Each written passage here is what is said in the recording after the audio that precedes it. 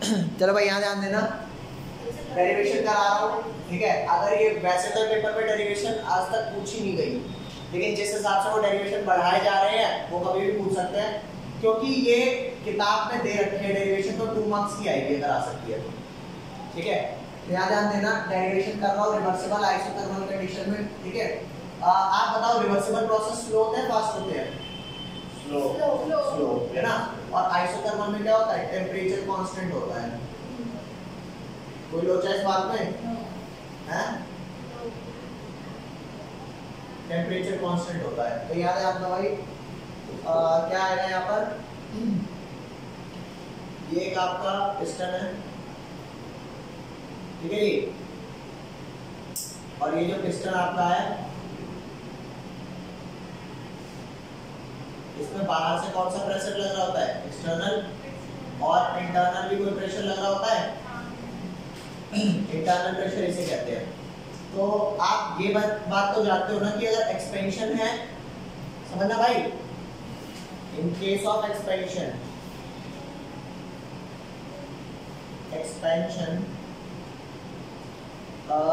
P external बड़ा होगा छोटा होगा पी इंटरनल से? एक्सपेंशन हो रहा है, इंटरनल ज्यादा होगा तभी तो एक्सटर्नल को है ना, तो पी एक्सटर्नल क्या होगा? लेस होगा।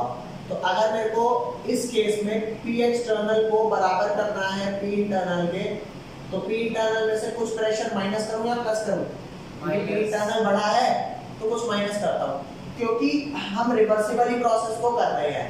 तो ये बात आप मानते हो नहीं मानते कि एक्सटर्नल और इंटरनल के प्रेशर में ज्यादा डिफरेंस नहीं होगा? ये मान लो अगर आप गैस को एक्सपैंड कर रहे हो तो बस थोड़ा थोड़ा करके प्रेशर बढ़ाऊंगा ना, अरे एकदम से थोड़ा बढ़ा दूंगा। जैसे मान लो बाहर भी 2 एटीएम है, अंदर भी 2 एटीएम है, तो अगर मेरे को 2 एटीएम से 10 एटीएम करना है अंदर का, तो मैं 2.1 2.2 धीरे धीरे करके प्रेशर बढ़ाऊंगा, तो इसे बोलते हैं रिवर्सिबल प्रोसेस। तो जो मेरा प्रेशर होगा ना वो छोटा होगा और मैं उसे चेंज इन प्रेशर बोलूंगा डीपी। अरे डेल्टा वर्ड आता है बड़े चेंज के लिए और डी वर्ड आता है छोटे चेंज। ये बात पढ़ी है नहीं पढ़ी? हाँ, तो पी इंटरनल भी बड़ा होगा क्योंकि क्या बोलते हैं एक्सपेंशन हो रहा है, तो पी इंटरनल में से कुछ माइनस करूंगा तो तब P internal minus DP px आएगा। अब इन केस ऑफ कंप्रेशन क्या होगा?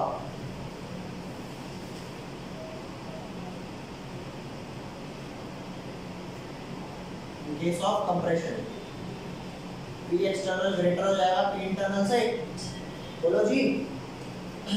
तो पी एक्सटर्नल और इंटरनल को बराबर करने के लिए क्या करूंगा? क्योंकि अब इंटरनल छोटा है तो कुछ प्रेशर प्लस करूंगा, बोलो, तो ये प्लस डीपी हो गया। तो आप ये बात समझ सकते हो कि नहीं समझ सकते कि या तो पी एक्सटर्नल इंटरनल से छोटा होगा तो इंटरनल में माइनस करूंगा, या फिर पी एक्सटर्नल बड़ा होगा तो पी इंटरनल में कुछ प्लस करूंगा, समझ गए? तो फाइनली अगर मैं आपको बोलूं कि पी एक्सटर्नल किसके बराबर होगा? या तो पी इंटरनल प्लस या फिर minus DP. Is that clear? ये बात रखनी है समझनी है? बोलो, डीपी क्या था? Change in small change in pressure.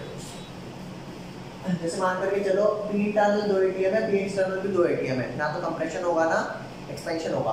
अब मेरे को पी एक्सटर्नल 10 एटीएम करना है, ठीक है, लेकिन 10 एटीएम में मैं वो एक साथ 10 ना करके धीरे धीरे करूं, 2.1 2.2 2.3, समझ रहे हो? बोलो। तो वो जो स्मॉल चेंज इन प्रेशर, जैसे मान लो ये 2 था, बाहर हमने 2.1 कर दिया तो 0.1 का गैप आया, तो वो 0.1 स्मॉल चेंज है। ओके,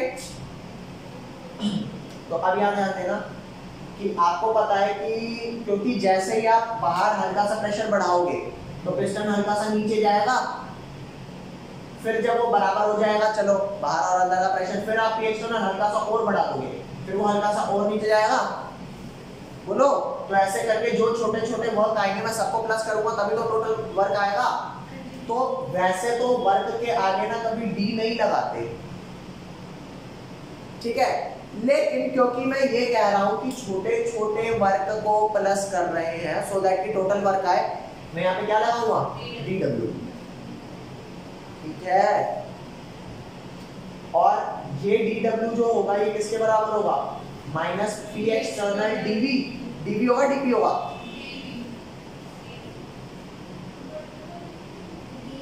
क्या वर्क डन क्या होता है? वर्क डन का फॉर्मूला क्या बताया था? Minus P external delta we नहीं बताया था क्या? अरे pressure into volume work done यार, तो माइनस पी एक्सटर्नल डीवी क्या होगा? डब्ल्यू हो गया। अरे बोलो भाई। अब क्योंकि मैं ये चाहता हूँ कि मेरे को एक्सटर्नल प्रेशर की टर्म्स में बात नहीं करनी, मेरे को गैस के हिसाब से बात करनी है, ठीक है? तो मैं पी एक्सटर्नल को पी इंटरनल या तो प्लस या तो माइनस डीपी लिखूंगा, क्योंकि एक्सपेंशन भी हो सकता है कंप्रेशन भी। तो मैं क्या लिखूंगा? dw is equal to minus of p internal plus minus dp और ये dv। कोई लोचा? बोलो। अब एक बार p इंटरनल को dv से मल्टीप्लाई और एक बार dp को dv से मल्टीप्लाई, ठीक है? dw becomes equal to minus p internal dv और ये माइनस इससे होगा तो वही माइनस प्लस हो जाएगा। अरे बोलो dp into dv। कोई लोचा? अब यहाँ पर आप एक चीज समझना, मान लो एक नंबर मेरा 0.002 है और एक नंबर 0.004 है, इनको मल्टीप्लाई करूंगा क्या आएगा? ये आएगा। अरे बोलो। तो ये नंबर छोटा था, ये नंबर और छोटा था, दो छोटों को मल्टीप्लाई कर दिया तो बड़ा हो गया। अगर दो छोटी सोच वालों को मल्टीप्लाई करोगे ना तो वो एक ऐसी छोटी सोच देंगे मिला करके कि दोनों अकेले उतनी नहीं दे सकते थे। माइक्रोस्कोपिक सोच देंगे भाई साहब। इसलिए कहते हैं छोटी सोच वालों के साथ मत रहो। बी और ट्रायंगल में क्या फर्क है? ट्रायंगल रहने के वजह से ये देख, डेल्टा पी होता है बड़ा चेंज, डीवी होता है छोटा चेंज। बड़े और छोटे में फर्क होता है, ये नहीं होता। जैसे कोई कहे कि यार कुछ उधार चाहिए, तो बंदा कहेगा यार कितने चाहिए? कहेगा यार कोई बहुत बड़ी रकम नहीं है, आपके लिए तो छोटी सी है, अंबानी से बोल रहे हैं, उससे मांग दिए 10 करोड़ रुपए, मर जाएगा क्या 10 करोड़ देने के बाद? भाई उसके सिर पे रोज की पर आर की भी शायद ज्यादा ही होगी, हाँ कितनी होगी, तो उसे फर्क नहीं पड़ रहा। लेकिन हमारे लिए 10 करोड़ कितना है? इससे भी ज्यादा बड़ा डेल्टा है। अरे पूरा जीवन भर शायद जोड़ नहीं पाता 10 करोड़, समझ रहे हो? 1 करोड़ का घर ही जोड़ने में पूरा जीवन चला जाता है। भैया देखो, हमसे तो करोड़ बोला ही नहीं आता, करोड़ करते हैं। तो सिंपल सी बात है कि डी वहां लगाते हैं जहां पे छोटा चेंज हो और डेल्टा जहां पे बड़ा चेंज हो, क्योंकि रिवर्सिबल प्रोसेस है। आप प्रेशर एकदम से तो बढ़ा घटा रहे हो ही नहीं, ऐसे इंटीग्रेट करो क्या? हाँ, क्योंकि छोटे छोटे बहुत सारे प्रेशर होंगे ना, तो उसको हम इंटीग्रेशन और याद रखना sensor dv is small, dv is small, which implies dp into dv क्या होगा? Very small होगा कि नहीं होगा? तो अगर dp और dv very small है तो हम उसे neglect for the time being के लिए कर देते हैं। So neglecting, क्या neglect कर रहे हो भैया? dp dv। मैं ये मान करके चलता हूँ कि ये टर्म ना नेक्स्ट टू 0 ही है। बोल दो आजा। तो dw क्या आया? माइनस पी इंटरनल dv, ठीक है? नाउ आइडियल गैस इक्वेशन क्या है? वो मैंने आपको पढ़ाई है ना, pv is equal to nRT। अरे बोलो, एसटीपी कंडीशन जब पढ़ा रहा था, एसटीपी में स्टैंडर्ड टेम्परेचर और प्रेशर पढ़ाया था ना। पढ़ूं तब तो मुझे कुछ याद है नहीं, तेरे को क्यों पढ़ाऊंगा फिर? पहले इनको जब आपने दूसरी बार कराया हो तब कराया था, पहली बार एसटीपी नहीं पढ़ाया था तो कभी मैंने। एसटीपी पढ़ाया ये तो वही वाली बात क्या, तो तू वो नहीं है मगर तू वो है। छोड़ो भाई। ये तो P प्रेशर है, V वॉल्यूम है, N नंबर ऑफ मोल्स है, R यूनिवर्सल गैस कांस्टेंट होता है और T टेम्परेचर होता है। तो यहाँ से V की वैल्यू क्या निकलेगी? यहाँ से P की वैल्यू निकल जाएगी pressure of gas NRT upon में V। ठीक है। तो प्रेशर ऑफ इंटरनल गैस है, तो प्रेशर ऑफ इंटरनल गैस की जगह मैं क्या डाल दूंगा, ये यहाँ पर डाल दूंगा, तो मेरी इक्वेशन क्या बैठ जाएगी, dW is equal to minus nRT upon V into dV। ये हो गया, ये मेरी इक्वेशन आई। अब इस इक्वेशन को क्या करूंगा, इंटीग्रेटिंग बोथ द साइड। ये बताओ लेफ्ट साइड लिख लिया नहीं लिख लिया, जल्दी लिखो इसको। चलो भाई यहाँ ध्यान देना, ये लेफ्ट वाले पार्ट में कोई डाउट तो नहीं है ना आपको? नहीं, लेफ्ट वाला हटा रहा हूँ पूरा।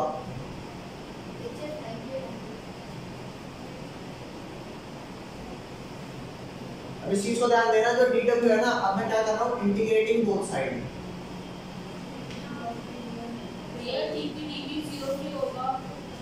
क्योंकि देख भाई मैंने पहले बताया, मान ले dP की वैल्यू 0.002 है और dV की वैल्यू 0.004 है। अगर दोनों को मल्टीप्लाई करूंगा dP इंटू dV, तो वैल्यू क्या हो जाएगी, 0.002 इंटू 0.004, 4 2 सा 8 और 0.6 के बाद आना चाहिए, तो 0.00000। देखो जितने छोटे ये थे, क्या ये उससे ज्यादा छोटा है कम छोटा है? बहुत ज्यादा छोटा है। तो इसलिए मैंने कहा, मान लो माँ बाप तुम्हारी जायदाद में आधा % हिस्सा देंगे, तो क्या हुआ उससे, मेरे वाले तो आधा भी दे रहे तो भी कुछ नहीं मिलने का, रख लो तुम, कर्जा ही छोड़ के जाओगे। देखो भाई अपने पास 50% सारा करते। तो ये समझ आ रही है कि dP काफी छोटा हो गया, तो हमने कहा भाई तो हट जा, जब कितना छोटा है तो समझ आया। इसलिए dP को हमने यहाँ से नेग्लेक्ट कर दिया।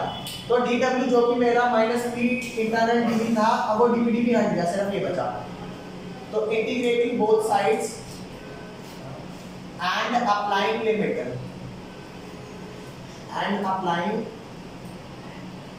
लिमिट्स, क्या आपका हो जाएगा, dW कहां से कहां इंटीग्रेट किया, 0 से कंप्लीट वर्क तक, और जो -P इंटरनल, ये -nRT बाय V, dV था ना, इसको करेंगे V इनिशियल से लेके V फाइनल। अरे या तो आपका वॉल्यूम चेंज हो रहा है तो कुछ वॉल्यूम चेंज हुआ होगा ना, V इनिशियल से V फाइनल कर दिया। अब ध्यान देना, मेरा dW 0 से W और -nRT जो कि कांस्टेंट है, तो ये बाहर आ गया dV अपॉन में V इनिशियल और V फाइनल। कोई दिक्कत? यहाँ तक कोई दिक्कत? यहाँ पर ध्यान देना। अब आपको एक चीज बताता हूँ, मान लो बच्चों dx अपॉन x का इंटीग्रेशन चाहिए, तो इसका इंटीग्रेशन होता है ln x। जरा बताओगे ln में log की क्या बेस होती है? e। ln में log का e बेस होता है, तो याद रखना जो ऊपर है d के साथ वही नीचे आएगा विदाउट d के साथ, तो उसका ln x होता है। मान लो तुम्हारा यूं लिखा है d गधा अपॉन में गधा, है ना, इंटीग्रेशन, मैं गधा से गधा कट नहीं जाएगा, ये आएगा ln गधा। अरे यार मान ले dz अपॉन z लिखा हो, तो आंसर क्या है इंटीग्रेट करके, ln z। बोलो, तो ये dv अपॉन v का क्या आ जाएगा, ln v। हाँ, तो ये हटा देता हूँ यहाँ से, ये सर 2.303 into log 10। ये देख, ये हुआ मेरा dw का क्या होता है, w होता है, ये आ गया w और ये 0, और वो dv बाय v का क्या हो गया, ln v, और यहाँ पर आ गया v फाइनल अपॉन ये v इनिशियल। अब upper limit minus lower limit होता है w माइनस 0, और यहाँ हो गया minus nRT ln v final minus ln v initial. Okay, तो ये w आया और ये आया minus nRT ln vf by vi। मैंने बताया था ना ln a minus ln b ln a by b होता है। यस। तो अब ln को अगर मेरे को log बेस 10 में कन्वर्ट करना हो तो क्या करेंगे, 2.303 मल्टीप्लाई nRT और ये हो गया log vf by vi। Check करके देखना, यहाँ पे मैंने कोई भी बेस नहीं बताया होता, कौन सा बेस होगा, 10। ये मेरा वर्किंग फॉर्मूला है। वर्किंग फॉर्मूला मतलब जो मेरा फॉर्मूले में लगेगा डायरेक्ट, वर्किंग फॉर्मूला। ठीक है भैया, जल्दी लिखो इसको। तो अच्छा बात सुनो, यहाँ तक कोई डाउट हो तो बताओ मेरे को, बीच में कोई भी स्टेप आप लोगों को लग रहा हो तो दोबारा बताना है।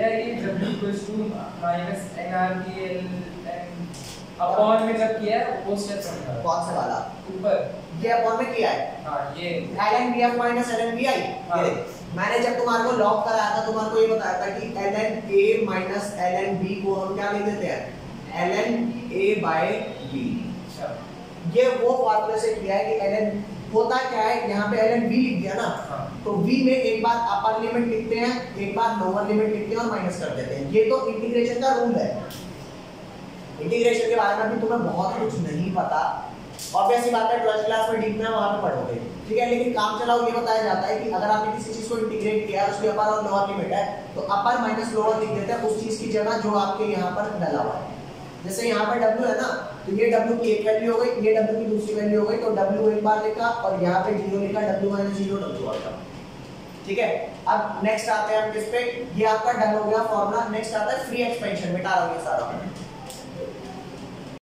लिखो भैया फ्री एक्सपेंशन लिखना क्या होता है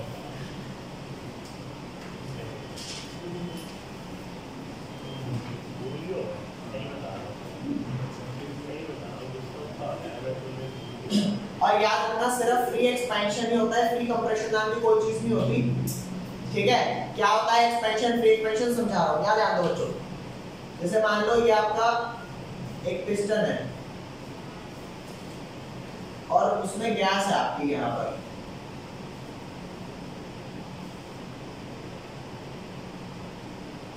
है ना भाई ये पिस्टन अच्छा याद रखना ये पिस्टन जो होता है ना ये फ्रिक्शनलेस होता है क्या होता है पिस्टन फ्रिक्शनलेस लिखने का क्या मतलब है ये बताता हूं फ्रिक्शनलेस लिखने का ये मतलब है जैसे कि जब ये गैस एक्सपैंड होगी ना बोलो तो इस पिस्टन को मूव करने में जो एनर्जी चाहिए एक्सटर्नल प्रेशर के ऑपोजिट सिर्फ वही लगेगी इसको ऐसा नहीं है कि बाहर तो कोई प्रेशर है नहीं लेकिन तब भी हम मूव नहीं हो रहा क्यों नहीं हो रहा जी जंग खा गया अरे बोलो अगर जंग खा गया होगा तो नहीं होगा ना ये एकदम फ्री है फ्री मतलब स्मूथ बहुत फिसलता हुआ है ऐसा बोलते हैं फ्रिक्शनलेस और कोई मास भी नहीं होगा मास होगा भी तो मैं फिलहाल उस वाले बाउंडर को कंसीडर नहीं कर रहा हूं तो यहां पर ध्यान देना P एक्सटर्नल बाहर से लग रहा होगा कुछ बोलो और अंदर से क्या लग रहा होगा ठीक है अगर मैं कहूं P एक्सटर्नल और P इंटरनल बराबर है अगर तो ये कहीं मूव नहीं करेगा लेकिन अगर मैं कह दूं बाहर ना कोई गैस ही नहीं है अगर बाहर कोई गैस नहीं है तो P एक्सटर्नल क्या होगा जीरो और बाहर गैस नहीं है मतलब क्या है वैक्यूम अरे कोई भी गैस ना होना क्या कहलाता है हाँ भाई क्या ऐसा जरूरी है तू हवा में यूं ऐसे कमरे में सांस लेगा तो सांस आएगी अबे वो तब आएगी जब हवा है मान ले हवा ही नहीं है तो क्या लेगा खींचता रह जाएगा कुछ जाएगा ही नहीं अंदर समझे नहीं समझे बोलो तो ध्यान देना if there is vacuum outside vacuum की स्पेलिंग है ना if there is vacuum outside then बेटे बताओ then P external क्या हो जाएगा 0 हो जाएगा अरे बोल दे P external क्या हो जाएगा 0 और जब बाहर एक्सटर्नल प्रेशर आपका 0 हो गया तो इंटरनली जब बाहर कोई रोकने वाला ही नहीं है तो गैस को एक्सपैंड होने के लिए कोई काम करना पड़ेगा आप कहोगे क्यों ये जो आपका पिस्टन है इसे तो हटाने के लिए जान लगानी पड़ेगी अरे मैं मान रहा हूँ फ्रिक्शन है ही नहीं उसमें और नीचे से ग्रेविटी भी नहीं लग रही उस पे ठीक है तो याद आ देना तो अगर P एक्सटर्नल 0 है तो वर्क डन आपका P एक्सटर्नल dV नहीं होगा माइनस P एक्सटर्नल dV बोलो रे तो P एक्सटर्नल तेरी क्या है 0 तो वर्क डन कितना होगा अरे बोलो भाई 0 तो आपको एक्सपैंड होने के लिए कोई काम ही नहीं करना खर्चना ही नहीं एनर्जी तो फ्री नहीं हो गया क्या अरे बोलो यस समझ आया नहीं आया फ्री एक्सपेंशन तो फ्री एक्सपेंशन अब फ्री कंप्रेशन नाम की चीज ही नहीं हो सकती क्योंकि भैंस की कुछ अंदर गैस होगी उसे कंप्रेस करना है गैस तो रेजिस्ट करेगी ना गैस थोड़े कहेगी आओ मेरे को दबा दो भैंस की पूंछ मैं सिकुड़ जाऊंगी यहाँ सारी बैठ जाएंगे गैस तो फैलना चाहती है तो फ्रीली कंप्रेस नहीं हो सकता लेकिन फ्रीली एक्सपैंड हो सकता है अगर बाहर एक्सटर्नल प्रेशर 0 है और एक्सटर्नल प्रेशर कब 0 होता है जब वैक्यूम होता है अबे फ्री नहीं हो सकता, कंप्रेस तो हो ही सकता है, फ्री नहीं हो सकता, क्योंकि फ्री कब होता है जब बॉटम जीरो होता। आप बाहर से कुछ ना कुछ प्रेशर तो लगाना ही पड़ेगा, गैस अपोज करेगी नहीं करेगी, या गैस नहीं उड़ेगी। ओए पिस्टन पिस्टन नीचे आ जा, मैं नीचे जाके बैठी हूँ सारी, वो तो अपोज करेगी। बोलो ये गैस की टेंडेंसी होती है बदलने की, तो फ्री में बच गई, फ्री में आएगी। बोलो यार घर का गैस सिलेंडर तुम खुला छोड़ दोगे तो वो खुला मतलब बचेगी गैस या उड़ जाएगी? क्यों थोड़े कहेगी अरे खुला है क्या, बाहर से और एलपीजी भाग के आ रही है। इनके घर में ना गरीब लोग हैं, 14 किलो है, मैं बाहर से थोड़ी और भर जाती हूँ। तो होगा भी जल्दी से तो लिखना बेटा, फ्री एक्सपेंशन की क्या डेफिनेशन है? The expansion of gas, the expansion of gas in vacuum is called free expansion. Okay, जल्दी लिखो, इसको लिखो। इतना समझ आया तो बताना भाई। चलो बच्चों आगे ध्यान देना। अगला टॉपिक है आपका क्या? Delta U. मैंने आपको क्यू प्लस डब्ल्यू बताया था। एक चीज तो करना भूल ही गए, क्या? छुट्टी। अच्छा चलो एक काम करते हैं, बाकी हम पढ़ेंगे नेक्स्ट क्लास में। एंड क्योंकि दिवाली आ रही है तो guys happy Diwali to all of you. और एक चीज का याद रखना बिल्कुल कि दिवाली पे से नो टू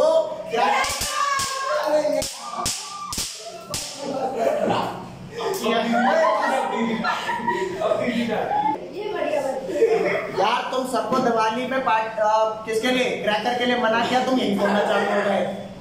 लेकिन इससे ज्यादा नहीं करना भाई, छोटे छोटे बस, ठीक है। तो बच्चों ये ध्यान देना, सारे के सारे ये हमारे हैं कौन सी क्लास के बच्चे? ये हमारा है 11th क्लास का सारा बैच। ओके गाइस, आप भी विश कर दो सबको हैप्पी बर्थडे। हाँ जब को भी फोकस में ले लो भाई, मेरे ऊपर ही मार रहा है।